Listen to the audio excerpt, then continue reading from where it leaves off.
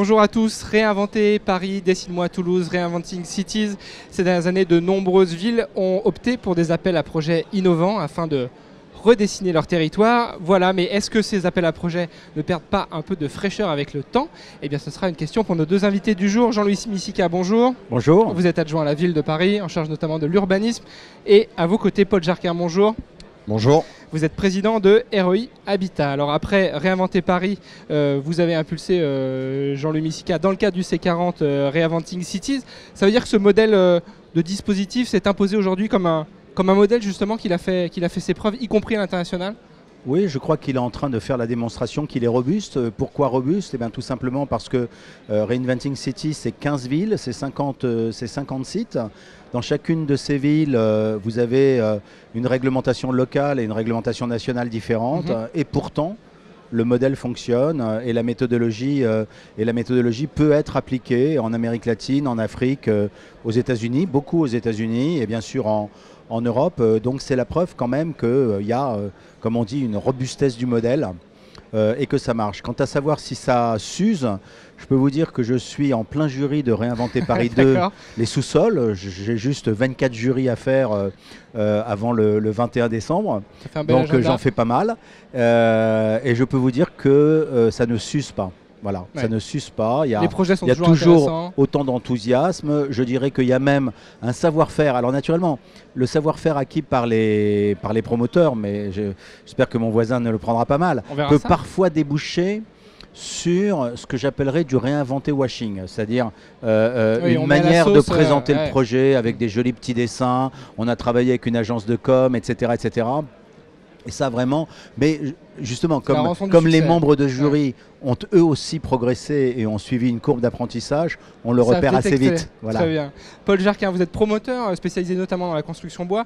Quel est votre regard à vous sur ce type de projet? Et puis, comment on aborde ce type de concours par rapport à des projets plus classiques? Je pense que nous, dès le départ, on s'est très impliqué dans les Réinventer Paris, dès le premier. Ce qu'on a vu derrière, c'était quand même une vision extrêmement claire portée par la ville de Paris sur les questions de transition environnementale, mais aussi de solidarité et de faire les projets autrement.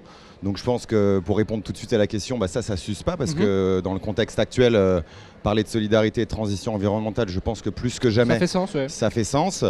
Notre secteur de la construction, c'est un de ceux qu'il faut le plus révolutionner. Je pense que c'est ça qu'il y a aussi derrière Réinventer Paris. Donc nous, ce sont des valeurs qu'on porte depuis le départ de notre entreprise. Donc c'est vrai qu'on n'a pas eu une problématique d'acculturation. Des fois, moi, je charrie un petit peu en disant que nos immeubles déjà livrés sont déjà des Réinventer Paris. Mais peut-être c'est quand même des réponses un peu plus lourdes, un peu plus chronophages pour les équipes. Est-ce que vous le vivez comme ça ou pas forcément? Oui, il y a des équipes, et nous notamment, c'est fatigant, c'est des combats, mais je pense que c'est aussi à l'image de ce qu'on doit faire dans notre société aujourd'hui. Le changement radical qu'on doit tous opérer dans notre façon de vivre, dans notre façon de travailler, dans notre façon d'habiter les métropoles, même nos rapports au territoire. Il passe par un travail. Il passe par un travail.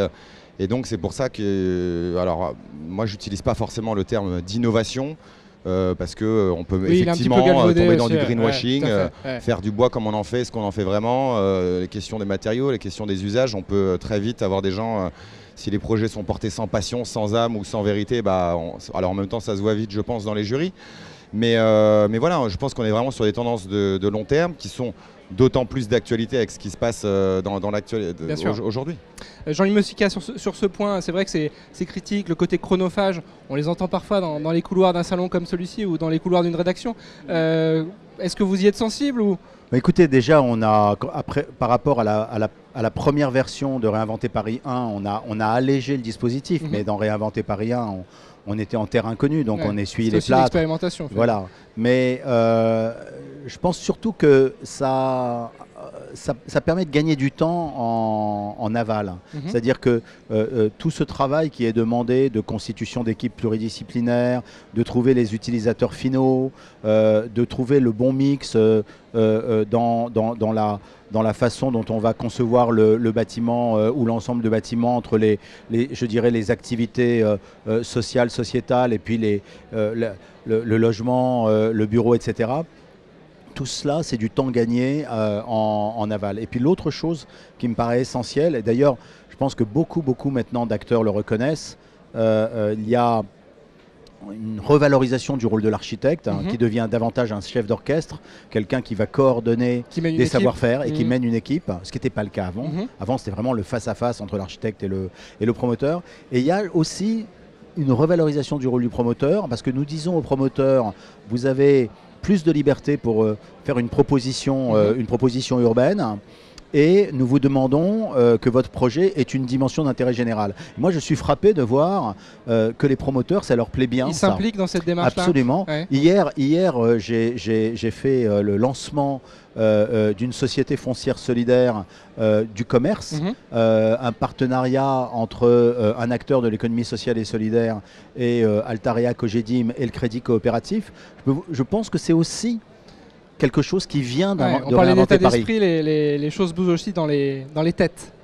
Oui, mais c'est important. C'est extrêmement important que les promoteurs comprennent qu'ils ont une responsabilité sociale, qu'ils ont une responsabilité écologique, et que cette responsabilité sociale et écologique, elle doit être prise en compte dès la conception du bâtiment. Un point sur ce point, Paul, et puis après, ça sera malheureusement la fin de ce rendez-vous. C'est vrai que nous aussi, déjà, nous, REI, on est monté en compétence de façon extrêmement significative entre les premières réponses de Réinventer Paris et la façon dont on approche aujourd'hui un projet comme Reinventing Cities.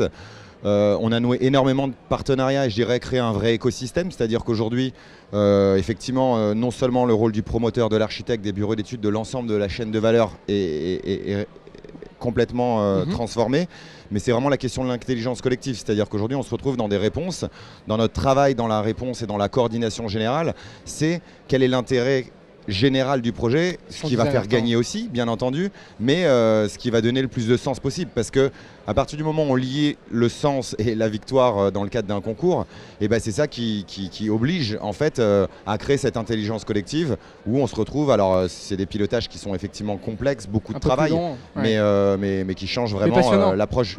En tout cas, nous on le vit comme ça, comme quelque chose de passionnant, et le sens on le trouve dans tous nos projets. Donc un modèle qui fait ses preuves, mais qui doit rester souple. On pourrait le résumer comme ça ? Oui, absolument, et qui doit s'adapter, parce que nous devons être capables de voir quels sont les endroits où on peut améliorer, quels sont les endroits où il faut changer.